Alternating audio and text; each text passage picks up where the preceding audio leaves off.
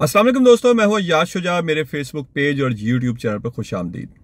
दोस्तों, जिन खबरों पे आज बात होगी उनमें सबसे पहली खबर तो ये है कि मौलाना फजलुर रहमान का तोड़ इस्टेब्लिशमेंट ने तैयार कर लिया है और वो कोई और नहीं, काजी फाइजी सा है। कैसे, उस पर बात करेंगे। दूसरी सबसे बड़ी खबर यह है कि इमरान खान ने एहतजाज की जो कॉल दी थी उस पर बराह रास्त इस्टेब्लिशमेंट की जानिब से पंजाब पुलिस को क्या अहकाम जारी किए गए हैं, उस पर बात होगी। और तीसरी खबर यह है कि बिलावल ने भी शेरवानी सिलवा ली है। आप पूछेंगे बिलावल ने शेरवानी कैसे सिलवा ली है। मौजूदा आर्मी चीफ की नवाज शरीफ से लंदन में मुलाकात से पहले बिलावल भुट्टो बहुत ज़्यादा हॉट कैंडिडेट थे अगले वज़ीर आज़म के लिए। जो PDM की हुकूमत बनी थी, पहली हुकूमत, उसमें बहुत सारे मामला जरदारी सदर जरदारी ने बिलावल के हक़ में उन्होंने राह हमवार कर ली थी।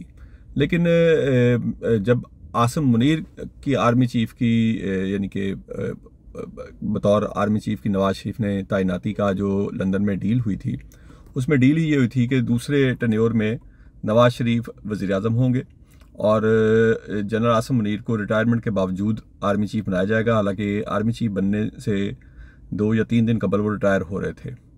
और इस तरह बिलावल भुट्टो का ये जो वज़ीर आज़म बनने का ख्वाब था जरदारी साहब का, जो उन्होंने जिसका वो बरमला कई बार इजहार कर चुके हैं, वो टूट गया था।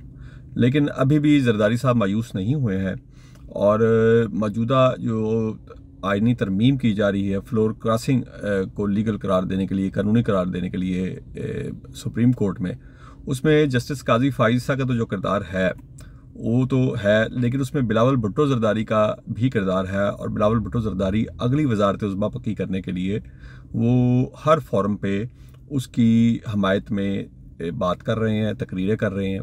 अगरचे कोयटा में जब उन्होंने बार से खिताब किया तो वहाँ के बार के सदर ने उनके सामने तकरीर करते हुए उससे पहले कह दिया था कि 25 अक्टूबर के बाद काजी फाइज़ा को किसी सूरत चीफ जस्टिस नहीं मानेंगे।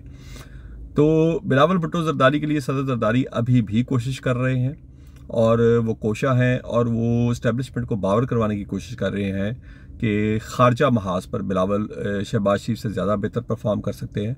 और दूसरी बात, जितनी ताबेदारी शहबाज शरीफ आपकी कर रहे हैं, बिलावल बच्चा है, वो भी बिल्कुल उतनी ही ताबेदारी बल्कि उससे ज़्यादा ताबेदारी आपकी करेगा।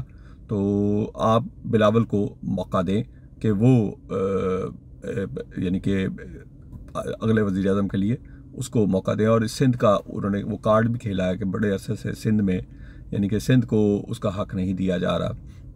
तो ये वो वजूहात हैं कि बिलावल जो हर जगह पर जा कर तकारीर कर रहे हैं मौजूदा आइनी तरमीम के हवाले से और जजेस के ख़िलाफ़, और जो जजेस के ख़िलाफ़ वो ज़ुबान इस्तेमाल कर रहे हैं इस वक्त, सिर्फ वो जजेस, मैं चीफ जस्टिस की बात नहीं कर रहा, वो जजेस जिन्होंने इस्लामाबाद हाई कोर्ट से ख़त लिखा, वो जजेस जिन्होंने सुप्रीम कोर्ट में 8 जजेस जिन्होंने मखसूस नशिस्तों के फ़ैसले में इस्टेब्लिशमेंट और हुकूमत के ख़िलाफ़ फ़ैसला दिया, उनके ख़िलाफ़ बिलावल जो तकारीर कर रहे हैं वो उसी की तैयारी है।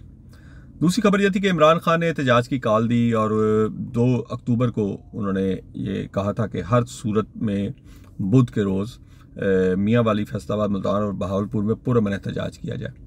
अब इस कॉल के बाद बराह रास्त पंजाब हुकूमत तो कर ही रही है, बराह रास्त इस्टेब्लिशमेंट ने भी पंजाब पुलिस को अहकाम जारी कर दिए हैं। इस हवाले से सैकड़ों कंटेनर जो हैं वो इन अजला में पहुंचा दिए गए हैं और उनके जो टायर हैं वो फाड़ कर, जिन ट्रालों पे वो लादे हुए हैं, उनके टायर फाड़ कर उनको खड़ा कर दिया गया है। और कोशिश की जाएगी कि 2 अक्टूबर से पहले ही PTA के जो बाकी मानदा लोग मौजूद हैं बाहर फील्ड में, उनको गिरफ़्तार कर लिया जाए, उनकी लीडरशिप को भी गिरफ़्तार कर लिया जाए। इस हवाले से फरिश्ते भी पंजाब पुलिस ने मुरतब कर ली हैं। और 2 अक्टूबर को आपको एक और तमाशा हमारे इस वतन अजीज़ में, जो कि अप्रैल 2022 से तमाशों का शिकार है, एक और तमाशा आपको देखने में मिलेगा। आखिरी खबर मैंने आपसे कही थी कि मौलाना का तोड़ काजी फाइज ईसा, वो कैसे। मौलाना फजलुर रहमान ने इस्टेब्लिशमेंट और हुकूमत को बहुत टफ टाइम दिया है जब यह आइनी तरमीम करने जा रहे थे, जिसके बाद ये मुल्क अमली तौर पर फ़ौज के हवाले कर दिया जाएगा। आपकी अदालतें फ़ौज के हवाले होंगी, आपकी हुकूमत तो पहले ही फ़ौज के हवाले है, आपकी इंतज़ामिया भी, आपकी अदालतें भी उनके हवाले होंगी, आपका चीफ जस्टिस जो है वो हमारे इस्टेब्लिशमेंट की पहले भी वो कोशिश करते हैं उन्हीं की मर्ज़ी से बने, लेकिन अब तो बिल्कुल उनका परवरदा लाया जाएगा। इस हवाले से मौलाना फजलुर रहमान ने चूँकि बार बार राब्ते करने पर भी उन्होंने इस्टेब्लिशमेंट के पैगामात के बावजूद भी इनकार कर दिया था, और इस हवाले से उन्होंने नवाज शरीफ को भी इनकार किया, इस हवाले से उन्होंने सदर जरदारी को भी इनकार किया। तो अब उनका वो तोड़ निकाला जा रहा है कि मौलाना फजलुर रहमान के वोट्स की अब ज़रूरत नहीं रही, और उसके लिए वो तोड़ उन्होंने काजी फाइज़ ईसा ने वो फराम किया। और आप इसकी वक्त की मुनासबत देखें कि जब ये आइनी तरमीम पार्लियामेंट में लाई जानी है, और मौलाना फजलुर रहमान की वजह से PTI तो पहले इसके ख़िलाफ़ थी, लेकिन मौलाना फजलुर रहमान के अगर नंबर मिल जाते तो हुकूमत कामयाब हो जाती, लेकिन मौलाना फजलुर रहमान की वजह से ये आइनी तरमीम नहीं लाई जा सकी। उसके बाद काजी फाइज़ ईसा ने इस्टेब्लिशमेंट और हुकूमत को रेस्क्यू करने का फ़ैसला किया, और उन्होंने मौजूदा केस में 63A के फ़ैसले की जो टाइमिंग है आप उसको देखें कि एक तरफ अस्करी हुकूमत जो है वो मुकम्मल तैयारी करके बैठी है और आइनी ड्राफ्ट तैयार है, मौलाना फजलुर रहमान को पढ़ाया गया। सबसे पहले वो ड्राफ्ट ज़राए के मुताबिक बिलावल भुट्टो जरदारी को मिला, और आज़म नज़ीर तारड़ जो हैं वो इसमें वो किरदार हैं जिन्होंने वो ड्राफ्ट लीक किया था, जिस पर इस्टेब्लिशमेंट को बहुत गुस्सा है, और उनके ऊपर इल्ज़ाम आ रहा है कि उन्होंने अपने एक परवरदा यूट्यूबर के ज़रिए ये ड्राफ्ट जब उनको मिला था तो लीक हुआ था, वहाँ से लीक हुआ था, ये उनका ख्याल है, और इस पर वो तहकीकात भी कर रहे हैं। अब ये ड्राफ्ट तैयार था, ये ड्राफ्ट पे मौलाना फजलुर रहमान को जब हुकूमत नहीं मना सकी या इस्टेब्लिशमेंट नहीं मना सकी, और उसकी बहुत बड़ी वजह मोहसिन नकवी की थे, क्योंकि मोहसिन नकवी एक तो मौलाना फजलुर रहमान से बड़ा गलत शख्स का इंतखाब किया गया मुज़ाकरात के लिए। मौलाना फजलुर रहमान कट्टर देवबंदी जमात को लीड करते हैं, और मोहसिन नकवी साहब के जो नज़रियात हैं उनके बारे में सबको पता है। मैं मजहबी नज़रियात पे जाना नहीं चाहता, लेकिन आपको मुज़ाकरात करते हुए इन चीज़ों का बहुत ख्याल रखना पड़ता है कि आप हम ख्याल लोगों को आगे करते हैं। अगर PTI आज अली अमीन गंडापुर को मौलाना फजलुर रहमान से मुज़ाकरात करने के लिए आगे भेजेगी तो वो मुज़ाकरात तो नहीं होंगे, वो तो लड़ाई होगी। तो इसलिए PTI की जानिब से भी असद कैसर और इस जैसे सॉफ्ट फेसेस को भेजा जा रहा है, जिनके मौलाना फजलुर रहमान से तल्लुकात बहुत अच्छे हैं, जो किसी एक नुक्ते पे मौलाना फजलुर रहमान से ज़हनी मुताबिकत या हम आहंगी रखते हैं। तो इस हवाले से मोहसिन नकवी का जाना इसमें सबसे बड़ा साबित हुआ था कि मोहसिन नकवी की वहाँ मुज़ाकरात की भी मौलाना फजलुर रहमान ज़हनी तौर पे उसके लिए उनके साथ उनको नवाज शरीफ और सदर जरदारी पे तो गुस्सा था ही कि उन्होंने उनको इस्तेमाल करके छोड़ा, लेकिन मुज़ाकरात के लिए भी अताउल्लाह तारड़ और मुस्लिम लीग नून की जानिब से मुंतखब किए गए, और इस्टेब्लिशमेंट की जानिब से मोहसिन नकवी वो भी मुनासिब लोग नहीं थे इस काम के लिए। शायद मौलाना मान जाते, लेकिन वो लोग मुनासिब नहीं थे।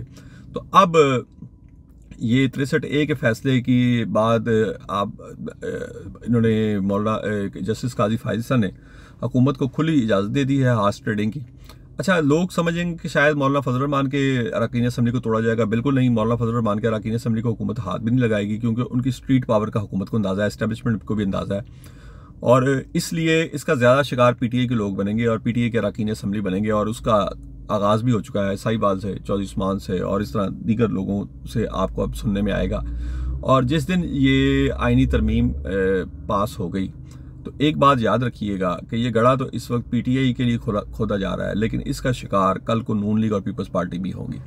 आप फौज को वो इख्तियारात देने जा रहे हैं इस मुल्क में। अभी कल जो इंडिया ने, मैंने आपके कल के भी व्लॉग में बताया कि अक़वाम मुत्तहिदा में जो हमारी दुर्गत बनी, जो हमारी बेइज्जती की गई, और उसके बाद उनकी जो फर्स्ट सेक्रेटरी थी वज़ारत ख़ारजा की, उन्होंने जिस तरह हमारे इलेक्शंस पर और इस मुल्क के मामलात पर तनकीद की कि इस मुल्क को फ़ौज चला रही है, तो इस तरमीम के बाद तो आप समझें कि ये मुल्क आपने मुकम्मल तौर पर फ़ौज के हवाले कर दिया। और आज जो भाग कर अपनी एक पार्टी अपनी शेरवानी बचाना चाह रही है और दूसरी पार्टी अपनी शेरवानी नहीं सिलवाना चाह रही है, वो जो भाग कर ये तरमीम पास करवाने की कोशिश कर रहे हैं, आप यकीन करें कल यही लोग आपको इसके ख़िलाफ़ एहतजाज करते नज़र आएंगे, इसके ख़िलाफ़ तस्लीम करते नज़र आएंगे कि ये हमसे गलती हुई थी। मज़ीद खबरें भी आपकी खिदमत में पेश करता रहूँगा। अपने दोस्तों और रिश्तेदारों का ख्याल रखिएगा। अल्लाह हाफ़िज़।